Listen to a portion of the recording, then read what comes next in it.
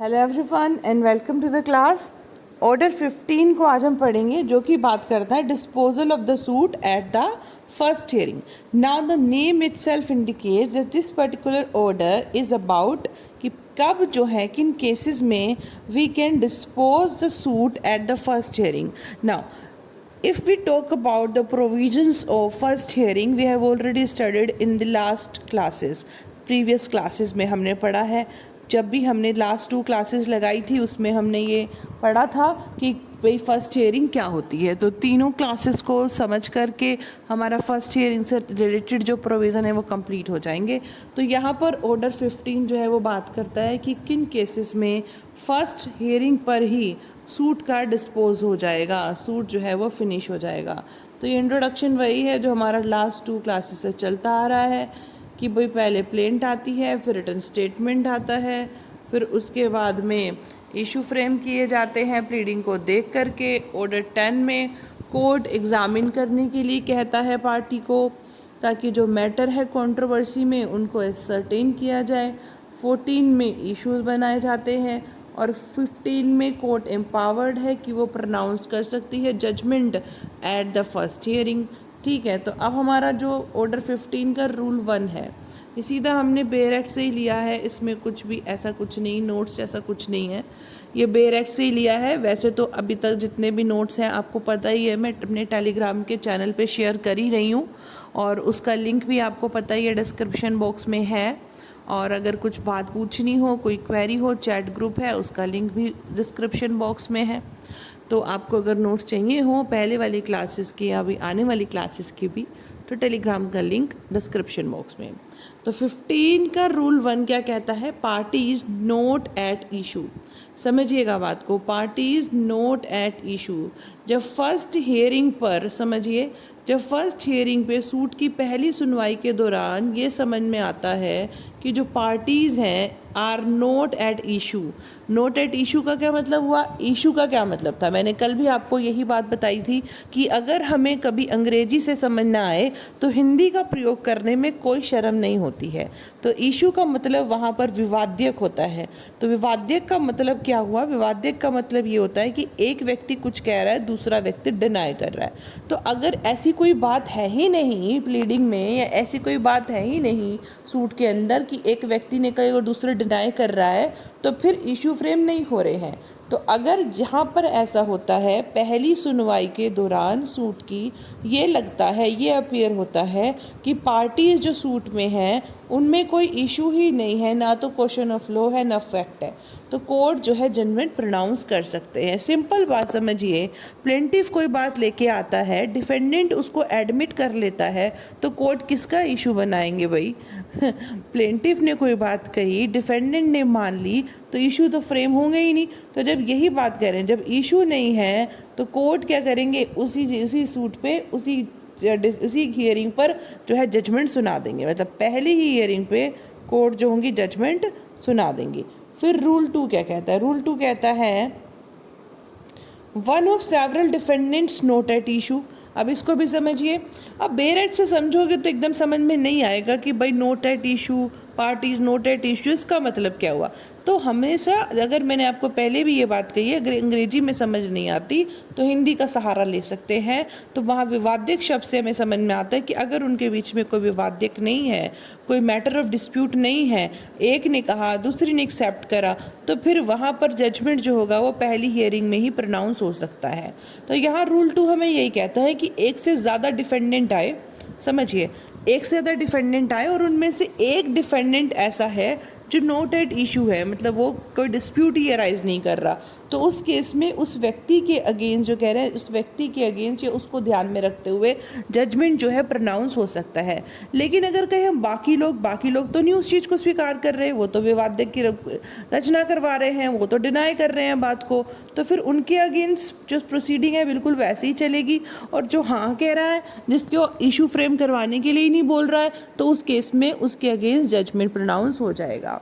यही चीज़ इस रूल में लिखी हुई है। Where there are more defendants than one and any one of the defendant is not at issue with the plaintiff on any question of law or fact, the court में at once pronounce judgment for or against such judgment defendant, ज़रूरी नहीं है उसके against हो, उसके favour में भी आ सकता है।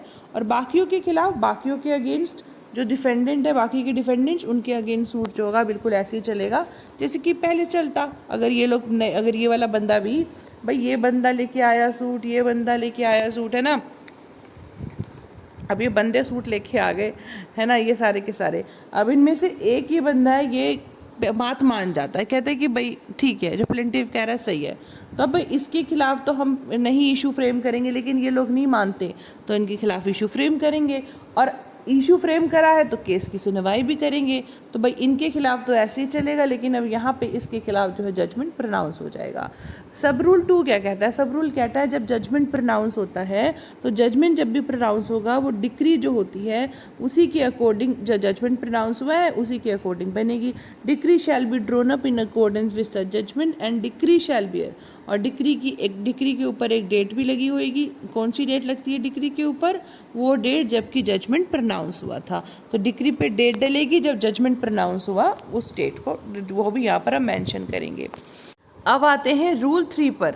तो रूल 3 हमें क्या कहता है? देखो अभी तक हमने क्या पढ़ा? हमने पढ़ा कि भाई अगर क्या होना चाहिए, अगर कोर्ट चाहें तो वो फर्स्ट हियरिंग पर भी सूट जो है डिस्पोज कर सकते हैं।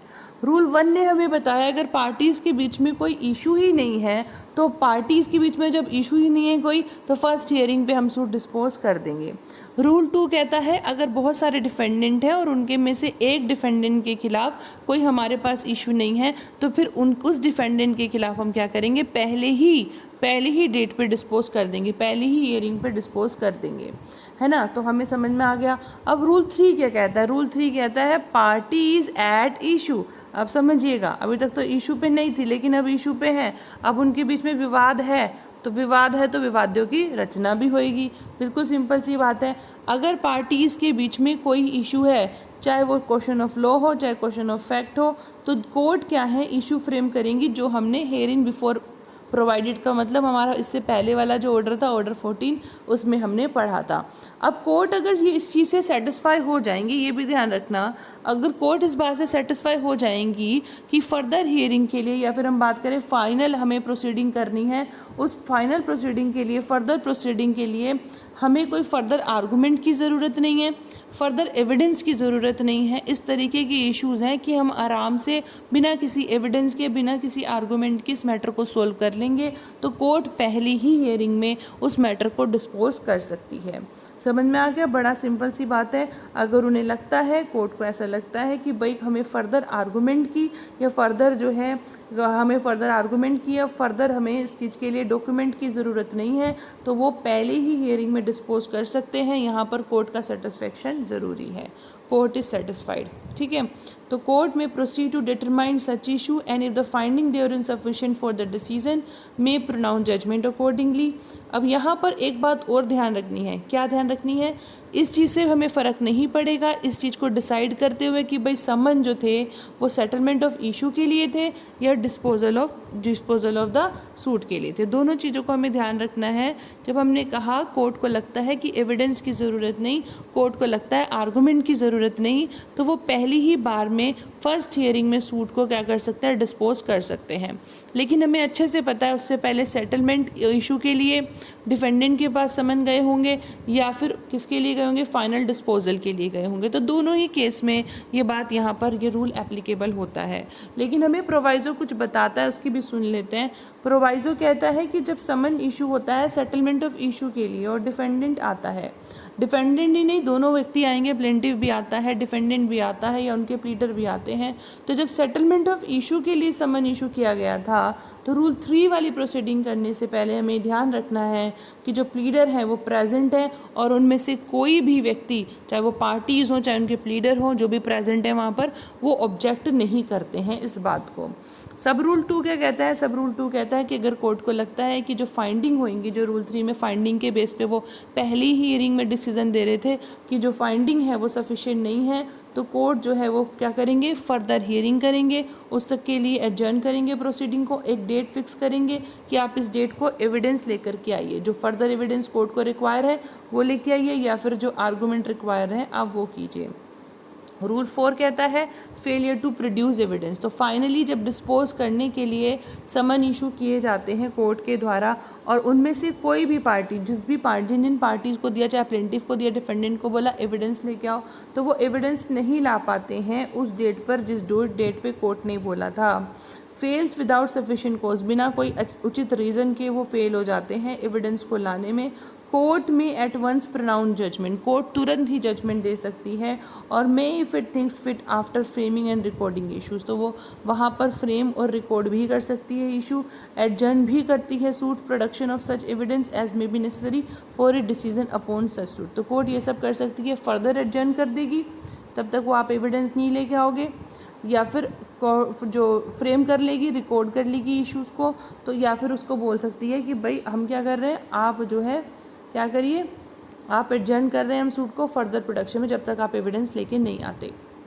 तो ये हमारे रूल 4 तक हो गया। नोट्स लेने हो तो नोट्स लेने के लिए टेलीग्राम पे लिंक नीचे आपको डिस्क्रिप्शन बॉक्स में मिल जाएगा। Thank you so much, thanks a lot, keep learning, keep smiling.